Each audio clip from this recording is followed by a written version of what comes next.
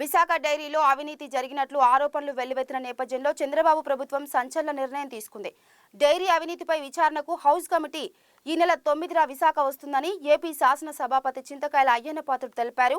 Dairy లోపల పరిస్థితులు, కార్మికుల నుంచి అభిప్రాయాలను అడిగి తెలుసుకుంటుందని, అనంతరం ప్రభుత్వానికి నివేదిక సమర్పించనుందని, రిపోర్టు ఆధారంగా చర్యలుంటాయని చెప్పారు.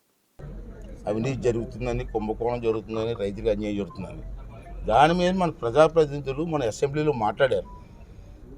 అసెంబ్లీలో మాట్లాడిన తర్వాత అందరిని అడిగాను నేను, మరి మీ అభిప్రాయం ఏంటంటే సభా కమిటీ వేస్తే బాగుంటుందని అడిగారు.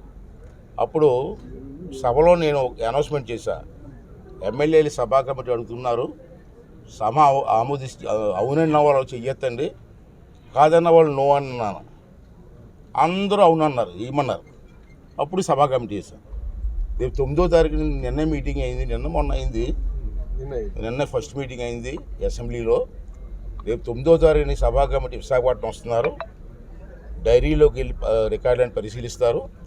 తర్వాత కలెక్టర్ ఆఫీసులో మీటింగ్ ఉంటుంది అధికారులతోటి.